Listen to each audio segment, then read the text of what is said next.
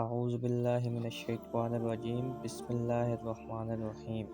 غصے کو پینا اور معاف کرنا، اور دوڑو اس بخشش کی طرف جو تمہارے رب کی طرف سے ہے، اور دوڑو اس جنت کی طرف جس کا پھیلاؤ سارے آسمان اور زمین میں ہے، جو تیار کی گئی ہے ایسے متقی لوگوں کے لیے جو اللہ کی راہ میں خرچ کرتے ہیں، فراخی میں بھی اور تنگی میں بھی، اور غصہ کو ضبط کرنے والے اور لوگوں کی خطاؤں کو معاف کرنے والے ہیں، اور اللہ جل شانہ محبوب رکھتے ہیں احسان کرنے والے کو۔ علماء نے لکھا ہے کہ بعض لوگوں نے بنی اسرائیل کی اس بات پر رشک کیا تھا کہ جب کوئی شخص ان میں سے گناہ کرتا تو اس کے دروازہ پر وہ گناہ لکھا ہوا ہوتا، اور اس کا کفارہ بھی کہ فلاں کام اس گناہ کے کفارہ میں کیے جائیں، مثلاً ناک کاٹ دی جائے، کان کاٹ دیے جائے، وغیرہ وغیرہ۔ ان حضرات کے جو واقعات حدیث کی کتابوں میں آتے ہیں وہ واقعی ایسے ہی ہیں کہ بشریت سے گناہ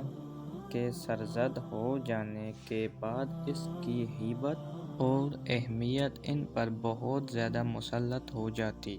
مرد تو مرد تھے ہی، عورتوں میں بھی یہی جذبہ تھا۔ ایک عورت سے زنا صادر ہو گیا، خود حضور صلی اللہ علیہ وآلہ وسلم کی خدمت میں حاضر ہوئیں، خود اعتراف جرم کیا، اور گناہ سے پاک ہونے کے شوق میں اپنے آپ کو سنگسار ہونے کے لیے پیش کیا، اور سنگسار ہو گئیں۔ کیوں؟ اس لیے کہ گناہ کی ہیبت ان کے دل میں اس مرنے سے بہت زیادہ تھی۔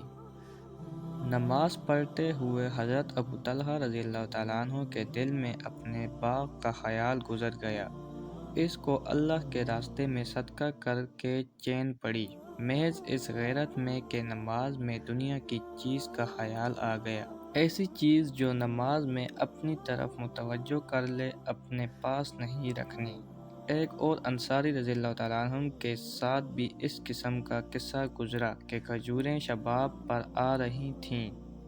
نماز میں ان کا خیال آ گیا کہ کیسی پک رہی ہیں۔ حضرت عثمان رضی اللہ تعالیٰ عنہ کی خلافت کا زمانہ تھا، ان کی خدمت میں حاضر ہو کر باغ کا قصہ ذکر کر کے ان کے حوالہ کر دیا، جس کو انہوں نے 50,000 میں فروخت کر کے اس کی قیمت دینی کاموں میں خرچ کر دی۔ حضرت ابوبکر صدیق رضی اللہ تعالیٰ عنہ نے ایک مشتبہ لقمہ ایک مرتبہ غلطی سے کھا لیا، بار بار پانی پی پی کر کے کہ وہ ناجائز لقمہ بدن کا جز نہ بن جائے۔ بہت سے واقعات ان حضرات کے اپنے رسالہ حکایات صحابہ میں لکھ چکا ہوں۔ ایسی حالت میں ان حضرات کو اگر اس پر رشک ہو کر بنی اسرائیل کے گناہوں کا کفارہ ان کو معلوم ہو جاتا تھا اور اس سے گناہ زائل ہو جاتا تھا، بے محل نہیں۔ ہم نااہلوں کا ذہن بھی یہاں تک نہیں پہنچتا کہ گناہ اس قدر سخت چیز ہے۔ غرض ان حضرات کے اس رشک پر اللہ جل شانہ نے اپنے لطف و کرم اور اپنے محبوب سید المرسلین صلی اللہ علیہ وآلہ وسلم کی امت پر فضل و انعام کی وجہ سے یہ آیت شریفہ نازل فرمائی کہ ایسے نیک کاموں کی طرف دوڑو جن سے اللہ جل شانہ کی مغفرت میسر ہو جائے۔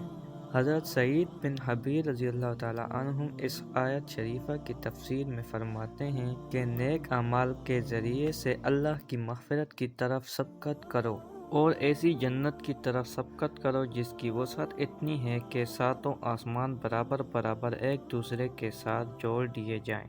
جیسا کہ ایک کپڑا دوسرے کے برابر جوڑا جاتا ہے، اور اسی طرح ساتوں زمینیں ایک دوسرے کے ساتھ جوڑ دی جائیں تو جنت کی وسعت ان کے برابر ہوگی۔ حضرت ابن عباس رضی اللہ تعالیٰ عنہ سے بھی یہی نقل کیا گیا کہ ساتوں آسمان اور ساتوں زمینیں ایک دوسرے کے برابر جوڑ دی جائیں تو جنت کی چوڑائی ان کے برابر ہوگی۔